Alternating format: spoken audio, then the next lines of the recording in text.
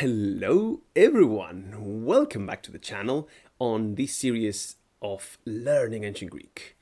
In this video I will fulfill a promise. If you remember the last video I made on this series with my friend Joanna, you can find the link above if you want to watch that conversation again. We read actually Aristotle's Poetics, the first lines of this text. And by the end of that video I promised you, well, on a later stage I will teach you how to translate this text. And guess what? This is that later stage.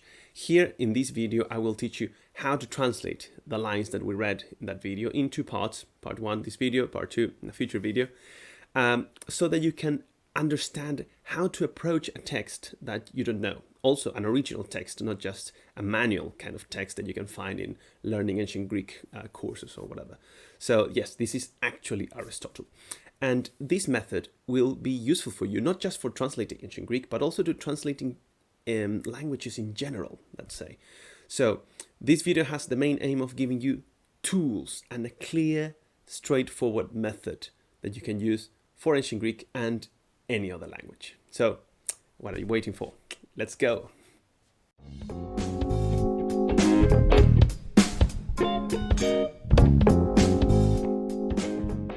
So, you may feel that this video will be a bit more advanced than usual, and you're right. You're right, because I'm not covering the alphabet nor the basics, but actually, translating a proper text. If you feel that it's too advanced for you, still, keep watching, because by learning how one thinks when translating an ancient Greek text, you will improve your own skills and capabilities as you watch and as you go along and apply these techniques yourself. So I want to tell you about the steps. First, the steps, this method that I promised you on how to approach. So this method has 4 steps. The first step is to, well, after picking up the text that you want to translate, first is to gather the vocabulary. That means looking in the dictionary, the meanings of each of the words that appear in your sentence or in your passage. Second is the application of techniques. I will teach you a couple of techniques on how to approach an ancient Greek text, and by applying them, you will be fulfilling step 2. Step 3, rearranging the sentences. You will notice that as you translate in this methodical way, sometimes things will not make much sense, so you will need to rearrange them to make a bit of sense, to make sense of them. And fourth, polish the translation, because after rearranging, you will have a text that is more or less coherent. However, in order to finally deliver it into another language with full meaning, sense, and in a natural way in the receiving language, let's say in the destination language, we may call it. Yes, in order to do that, you will need to polish what is a bit rough, that may be very respectful of the ancient Greek in this case, but not very respectful of English, which will be the language into which we will be translating this passage from Aristotle's Poetics. So, well, without further ado, let's tackle this step 1. So, here is the passage that we shall translate in this video. I will read it with my beautiful ancient Greek pronunciation. Περιποiετικές αυτές δε καητών ειδών αυτές. Gentina dynamin he castoneje, cae pos dei sunistastai, tus mythus ei melle calos hexen he poiesis. Et ide ec poson cae poion estimorion, homoios de cae periton allon hossates autes esti methodu. Legomen arxamenoi cataphysin proton apoton proton. So, this is the passage. So now, fulfilling step 1, we shall see the vocabulary. So, here is the meaning of each of the words that appear here in this passage. Of course, I will, just say 1 or 2 meanings per word. But if you have checked an ancient Greek dictionary, normally you have lots of meanings. But for the length of the video, practical purposes, but also for the relevance of the translation of this concrete passage, I will just give 1 or 2. So, the first word is peri. Peri is a preposition and it means about. Second, we have poietike. Poietike is what we call poetics, or the art of poetry, if you will. Then we have autos. which appears in autes in the text, comes from autos in nominative, and it means same or itself. Then we have the words te and the word kai. Each of them can mean and. Sometimes when they're together, they can have like this both and kind of meaning. But normally it's a conjunction, so it means and. Then we have the word eidos. Eidos, which has a lot of philosophical pedigree. It means a form or a kind sometimes. Then we have the word hen, which is a relative pronoun coming from hos he ho. I'm going to explain later what a relative pronoun is. Then we have tis ti, which is an indefinite pronoun. That's something that ancient Greek has. It's very unique, actually. Then we have dynamis. Dynamis, which means power or capacity. Then we have the verb echo, which means to have. Next, we have the word pos, which is an interrogative word, meaning how. Then we have the verb they, which is used in an impersonal way, meaning it must, something that must be done, something that is necessary to do. Then we have the word synistemi, which means to put together. Next, we have the word mythos, which means a plot. In Aristotle's Poetics, it has a very technical meaning of plot. This will be the plot of the tragedy. But also can mean myth. A myth, which comes from mythos. That's the etymology of the word. Next, we have the word a, which means if. Then the word mello, the verb mello, which means to intend. Then kalos, which is an adverb meaning beautifully or well. Then we have poiesis, which would be the poetic composition, a poem in some translations, but this is a poetic composition, that which is created. Then we have eti, meaning moreover. Next we have the, a very common word in ancient Greek, meaning but or and, is normally a linking word between two sentences. Then we have the preposition ek, which means out of or from. Is this notion of something coming out of some inside, let's say, into the outside, like coming out of something. Then we have posos, which means how many. Then poios, which would mean something like of what nature or of what sort, like what kind of quality does this have. Then the verb eimi, the most important verb, the verb to be. Then morion, which means a piece, a portion, or a part of something. Next we have homoios. Homoios as an adverb means likewise or similarly. Then we have allos, which means another or other. Next we have hosa as an adverb, which means so far as or so much as. And then we have methodos, which means inquiry or investigation, let's say. This is the word from which the word method comes from. Then we have the verb lego. Lego means to speak, to say, to talk. Next we have archo, which appears in a very specific form in this passage as the aorist participle in the nominative masculine plural. It means to begin, like to start something. The preposition kata comes next, which means according to. Then we have the noun physis, which means nature, and this is the origin of the word physics, if you like this etymology. Then we have proton, which comes from protos, this means first. And finally, the preposition apo, which means from. So now we have all the meanings of each of the words. Now we shall go into step 2. So the essence of step 2, which is the application of techniques as I labeled it, means making sense of the lines. Sometimes a line in ancient Greek will not be a full sentence, let's say. However, we shall proceed in this way and you'll understand why, and I will show techniques within this technique The point is to make the translation deliberately ugly. Deliberately ugly. Why? Well, it will look very ugly in English at first, but remember that at some point we will polish the translation, so don't be afraid. So we understand in English what's going on in Greek, and that will help us understand the full meaning of the text. So let's check, for instance, the first line. Περιποιητικές αutές τεκαετών ειδών αutές. That's the first line. And as we can observe, there's no clear subject. Who is the one making the action, and what's the action, by the way, right? We cannot know from this sentence.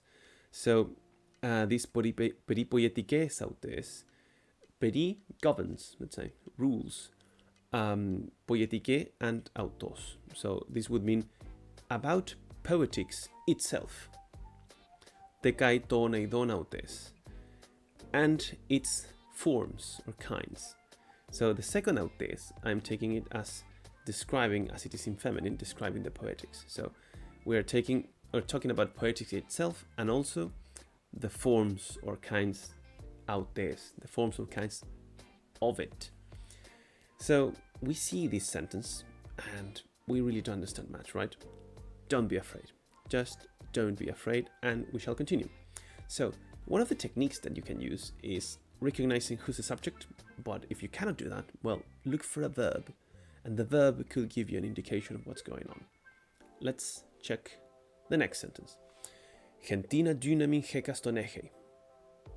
Again, a bit confusing in the way it matches in the overall meaning, but we have a verb. The verb here is eche. So this will be translated as also there's a bit tricky part here with the gentina, right? Gen is the relative pronoun, and as I said before, a relative pronoun is a pronoun that it's a word that links sentences, let's say. So in English it would be like, for instance, this person who made this translation. So the who here would be the relative pronoun, the linking thing. So it's referring to the person that I said in the first part of the sentence, now working as a subject in the second sentence. So, sorry. So this gentina would be referring to the previous one, and gen, since it's in feminine, it probably refers to the poetics. So, gentina dynamin hekaston eche, the hekaston goes with the eidos. Therefore, this will mean the capacity or power each of them has, right? And the gentina refers to the poetics. So this is the final translation. The capacity or the power each of them has. What is them? The hekaston refers to the eidos of the previous sentence, right? So to these forms or kinds. So the each of the power that these kinds have. Next we have kai pos dei sunistas tus mythus ei melle kalos hexen hepoiesis. So this is more straightforward, so you can almost translate word by word this one. And how one must arrange the plots if one wants to have the poetic composition beautifully or well made. We must apply that in English, but beautifully made or very well made. Next sentence. Eti de ekposon kai poion esti morion. And, moreover, out of how many and what sorts are its parts, are of parts literally, but are its parts. So out of how many things we can think of, or what sorts of things again are its parts. Whose parts? Guess whose? The poetics. Then we have homoios decai periton allon hosates autes esti methodu. This would mean, and likewise, also about the rest, as long as they are of the same investigation or the same method, or literally is that, but in order to make a bit of sense of it in English, like as long as they belong, let's say, to the same investigation, of the same kind of inquiry. And now this is the important part, because we sort of mentioned in this conversation with my friend Joanna approaches that you may have in front of a text. One is to look for the subject, but another one that's very, very popular is to look for the verb in the sentence. And look, there have been so many lines in this very short passage, and just now we are encountering the verb. Incredible. So the verb here is legomen. The phrase is legomen arxamenoi kataphysin proton apoton proton. So this legomen is in hortatory subjunctive. It is the technical name of it. It's in subjunctive and with the function of inviting something. So legomen arxamenoi kataphysin proton apoton proton would mean let us speak. Starting, according to nature, first from the first things. So, if you read all of this translation that you are seeing now on your screen, this looks odd, to say the least, right? So, this is why we will work now with this translation on our step 3. So now, fulfilling this step 3, which is rearranging the sentences. I'm just laughing because I will read the resulting translation out of the exercise of step 2, and you'll realize why I'm laughing. So it says, about poetics itself and its forms, the capacity each of them has, and how one must arrange the plots if one wants to have the poetic composition beautifully made. And moreover, out of how many and what sorts are its parts, and likewise also about the rest as long as they are of the same method. Let us talk, starting according to nature first from the first things. So clearly this is not a text that you would publish, of course, because it is not very easy to understand, right? So now that's the reason why we need to have this rearrangement step. So you will notice that in this rearrangement step, I will not fix many things of the actual translation that I just read, but rather change the order so that it would make sense in English. Now, in English, normally you need to have the verb very, straightforwardly at hand, let's say, very visible to understand what the sentence is doing. So this legomen that is at the end of the passage, I will move it to the beginning. So the text will result as follows. Let us talk about poetics itself and its forms, the capacity each of them has, and how one must arrange the plots if one wants to have the poetic composition beautifully made. And moreover, out of how many and what sorts are its parts. And likewise also about the rest as long as they are of the same inquiry, starting, according to nature, first from the first things. So you see, just by moving the verb at the beginning of the sentence, the difference is, tremendous, enormous. Now it kind of makes sense. It makes sense at least in a grammatical sense, like, yes, this is the order that you would use in English, sort of, but it still sounds very far from being natural, right? Well, in any case, this is philosophy and this is Aristotle, and the texts of Aristotle that we have, they're a bit dry sometimes in style, so in the sense that no one speaks the way he writes. However, now we can understand a bit of what the text means. Therefore, we need to head now to step 4. And in step 4, I will polish this translation that has been just rearranged so that it looks very well in English. And now we have reached, finally, step 4, polishing the translation. So we have this rearranged text, and this is when the magic happens, because you will need to understand, okay, you have your rearranged text, you understand what it says, but now this is yeah, it's sort of like, it feels like magic sometimes, because this is when the text will look beautiful, will look rearranged. So we may take some liberties here, like for instance, adding some words in order for it to be more understandable in English, or subtracting, or removing parts of the Greek that really do not make sense. So in this one, you'll notice that I repeat some words that already appeared in order for the reader of English to remember what is being said. And this very, very long sentence that Aristotle created will, let's say, become more approachable. So this is the resulting translation after polishing it. Let us talk about poetics, both itself and its forms, the capacity each of these forms has, and the way in which one must arrange plots if one wants the poetic composition to be beautifully made. Moreover, about the number and nature of its parts, and likewise about whatever else belongs to the same inquiry. Starting, as it is natural, first from the first things. So this is one way of polishing this translation. You may choose different approaches.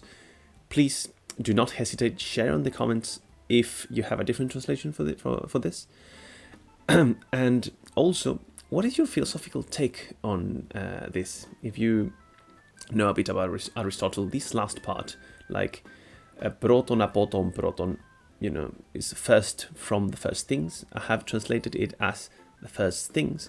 Some translators like to stress some Aristotelian doctrine into this translation and say, for instance, starting first from the first principles, because Aristotle will insist that there are first principles in the investigations. So what do you think? Should one, incorporate this, or just keep it clean? I leave that to you. Your decision. Please share all the comments that you may have. Like if you have questions, please ask. If you think that I didn't cover something or that I missed the explanation of something, please put it in the comments. Let me know if you liked it, and I will translate the second part of the passage that we read with Joanna in a future video. Please take care, do subscribe, be healthy, all the good things for you. I hope you like this video, and see you next time.